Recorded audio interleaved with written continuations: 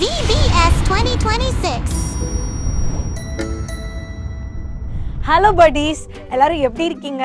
நம்ம 6 days of VBS நீங்கள் எல்லாரும் ரொம்ப ஜாலியாக என்ஜாய் பண்ணியிருப்பீங்கன்னு நம்புகிறேன். இன்றைக்கி நம்மளோட 7th day of VBS என்னென்னா லவ் ஃபீஸ்ட். லவ் ஃபீஸ்ட்னா என்னென்னா உங்களோட ஃப்ரெண்ட்ஸுக்கு உங்களோட டீச்சர்ஸ்க்கு நீங்கள் கொண்டு வரக்கூடிய ஃபுட்ஸ் திங்ஸ் எல்லாத்தையும் நீங்கள் ஷேர் பண்ணி ஜாலியாக சாப்பிடுங்க. அப்படியே சாப்பிட்டுட்டே இருக்கும்போது இன்றைக்கி நம்மளோட தலைப்பு என்னன்னு பார்த்துடலாமா? கீழ்ப்படுதலின் நன்மை. ஹாய் ஜூனியர் பட்டிகளா, உங்களோட வசனம் என்னன்னு பார்ப்போமா? நீதிமொழிகள் 12வது அதிகாரம் 15வது வசனம். ஆலோசனைக்கு செவி கொடுக்கிறவனே ஞானம் உள்ளவன். ஹாய் சீனியர்ஸ், இன்னைக்கு உங்களுக்கான வசனத்தை பார்த்துடலாமா? 2 ராஜாக்கள் 5ஆம் அதிகாரம் 14ஆம் வசனம். அப்பொழுது அவன் இறங்கி தேவனுடைய மனுஷன் வார்த்தையின்படியே யோர்தானில் 7 தரம் முழுகின போது அவன் மாம்சம் ஒரு சிறு பிள்ளையின் மாம்சத்தை போல மாறி அவன் சுத்தமானான்.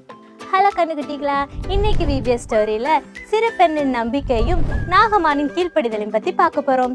இஸ்ரவேலில் உள்ள ஒரு சிறு பெண் சிரியா நாட்டுக்கு அடிமை பெண்ணாக கொண்டு போகப்பட்டாள்.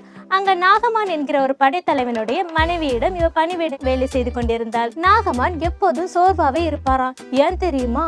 அவருக்கு ஒரு பெரிய நோய் இருந்துச்சாம். இத பார்த்துட்டு இருந்த இந்த சிறு பெண் நாகமானோட மனைவி கிட்ட போய், சமேரியாவில் இருக்கிற தீர்க்கதரிசியை நீங்க போய் பார்த்தீங்கன்னா அவருக்கு பூரண சுகம் கிடைக்கும்னு சொன்னாலாம். இதை கேள்விப்பட்ட நாகமான் சமேரியாவில போய் எலிசா தீர்க்கதரிசியை பார்த்தானாம். எலிசா தீர்க்கதரிசியும் யோர்தான்ல 7 தரம் முழுங்கி எதிரிச்சா உனக்கு பூர்ண சுகம் கிடைக்கும்னு சொன்னாராம். நாகமானும் யோர்தான்ல போய் 7 தரம் மூழ்கி எந்திரிச்சாராம். 7ஆவது தரம் மூழ்கி எந்திரிச்சது என்ன நடந்துச்சு தெரியுமா? அவருக்கு பூரண சுகம் கிடைச்சுதான்.